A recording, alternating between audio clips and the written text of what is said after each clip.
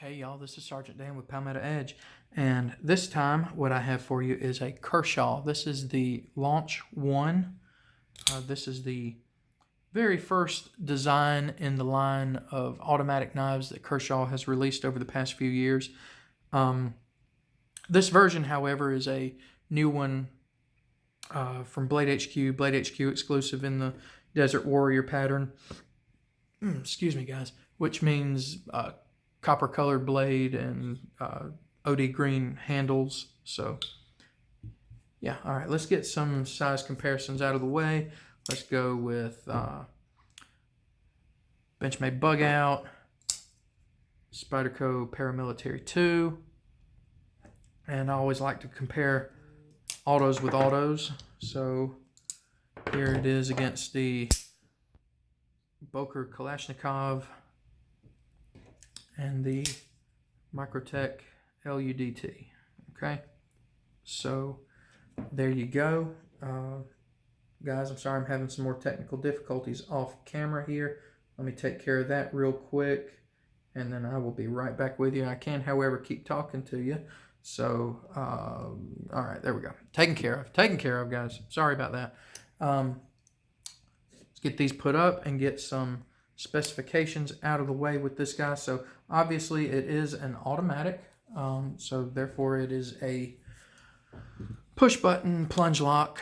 Okay, the overall length on it is 8 inches with a 3.375 inch blade length. It is, was that even in shot? Yeah, it had to have been. It is CPM 154 steel, made in USA, which is always an absolute wonderful plus in my opinion. You got your standard Kershaw pocket clip on here, but it is right hand or left hand tip up only. The handles are aluminum. Let's see. I mentioned it was CPM 154, clip point blade, plunge lock, automatic, made in USA. I guess that's about it for specifications. So let's get into the review of it. So the other launches that I have in this series are the Launch 4, which I don't have over here with me, the Launch 10. So the other two, what am I trying to say? Guys, I'm sorry, I'm losing train of thought here. So I have some of the smaller ones, but the only other full-size knife that I have in the Launch series is my Launch 3 here, which my wife got me for birthday, Christmas, I don't remember what, and I have absolutely loved this one. You could probably tell from the blade that it gets use. The handle's actually in fairly decent condition, surprisingly. So this one gets use. This is one that's in my pocket a lot of times when I'm on duty, when I'm at work. I love it, absolutely love it. I bring that out and mention all of that just to say, to make my wife happy, for one, to remind her that this is still one of my favorite knives and I still love it. But man, I like the feel of this one in my hand better. The size is a little better. The little finger groove here just fits me perfectly. It's got this little cutout for the palm there. The general shape of it, you see, it's not this generally straight. Now this one has a little bit of a curve to it, but it's not this generally straight thing here. It has this nice ergonomic kind of curve to it. It feels the hand a little better, and as far as the way it feels in my hand, I still love this one, but sorry honey, I like the way this one feels in my hand better. And really the only thing that has kept me away from getting one of the Launch 1s is the blade that it comes with. I'm not a huge fan.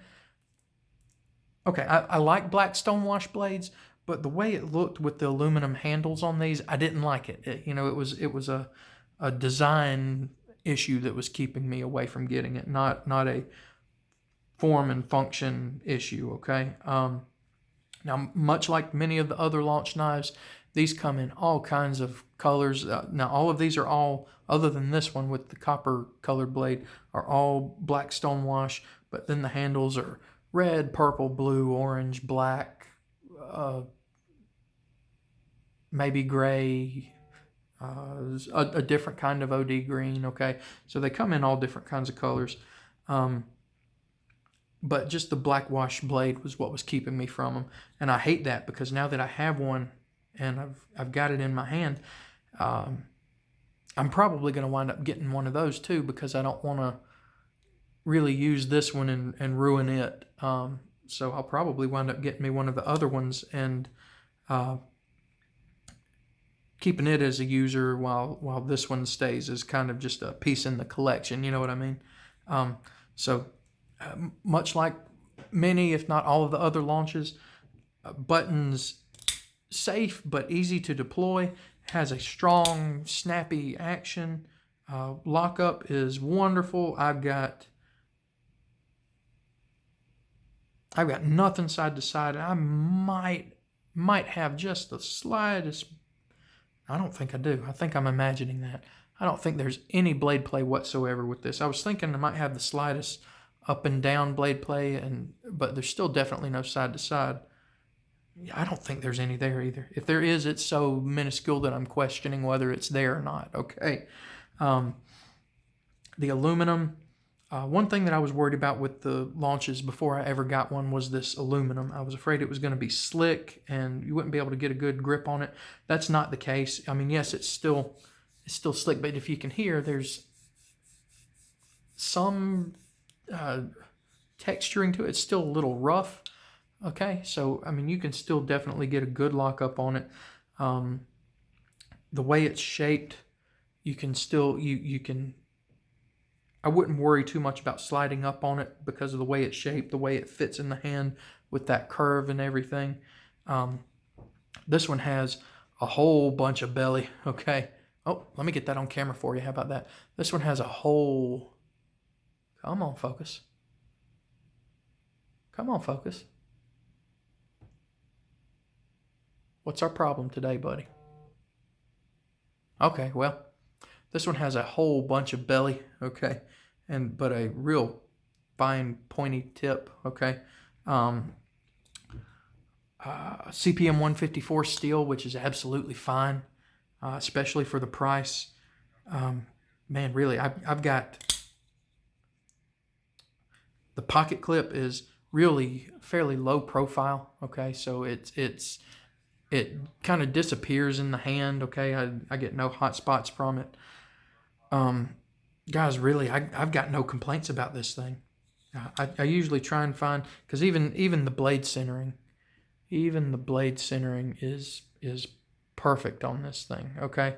So I've really honestly got no complaints about it. And I usually try and find something to complain about, and I don't have one for this one, y'all. I really don't. Yeah, so let me talk about price on this one. So price on this one is $120 on Blade HQ.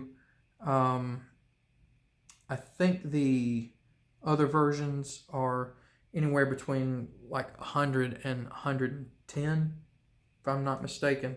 Like the one that would be sort of the equivalent to this one, the black handle with the black wash blade. This one's got a black coating, okay, but the black handle with the black wash blade, I think, is like right at $100, and then all the other options are like 110, and then this one is 120. So, I mean, man, at that price, I've said this on many of my other, on my review for this one and my review for the Launch 4. Now, granted, this is the first full-size launch I've done.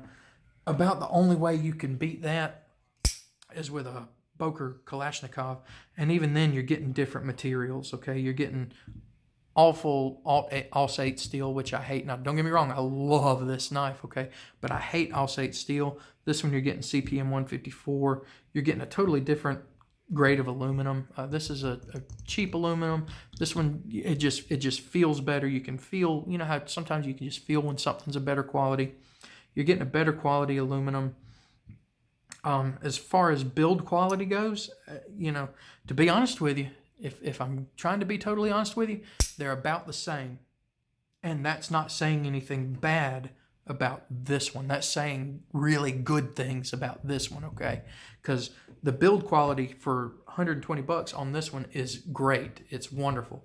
But when I'm saying that the build quality is the same for the two for a $40 knife, that's saying that the build quality on this one is astronomical, through the roof, okay?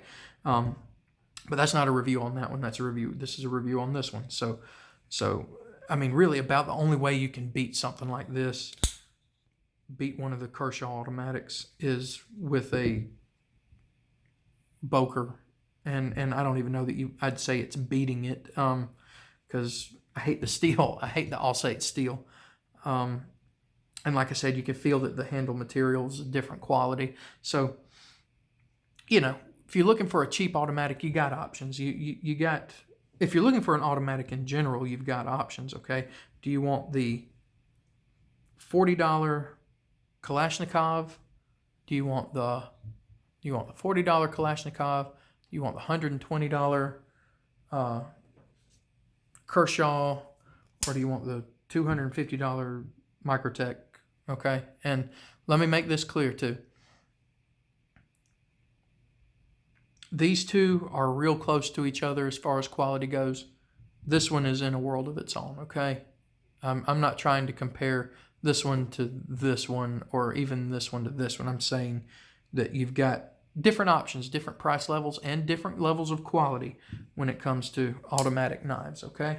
But I can say for sure that I would highly recommend this one, okay? I said I would highly recommend one of these too, okay? I'm not saying that one's better or worse than the other. It all depends on what you're looking for, what you're willing to pay, and what you're wanting. Highly, highly, highly recommend this. It's a great automatic knife. The price on it is absolutely fine. Wonderful, you know, 100, 110, 120 based on what you want. That's absolutely fine, absolutely fair. You definitely get a much, much, much better steel with this one than you do with the Boker, okay? So, yeah, I mean, guys, I'm still trying to rack my brain trying to find something to complain about with this one. And I've really got nothing. I've really got nothing to complain about with it. So, yeah, I mean, at 120 bucks, I'm absolutely happy I got it. Like I've said, I'm wanting to get another one now so that I'm not using this one and, you know, damaging the finishes on it. Okay, so that tells you right then and there that I'm happy with it and would buy another one, because I want to buy another one. So yeah, guys, that's how it is with this one. It's a great automatic knife. I absolutely recommend it. So thank y'all for watching.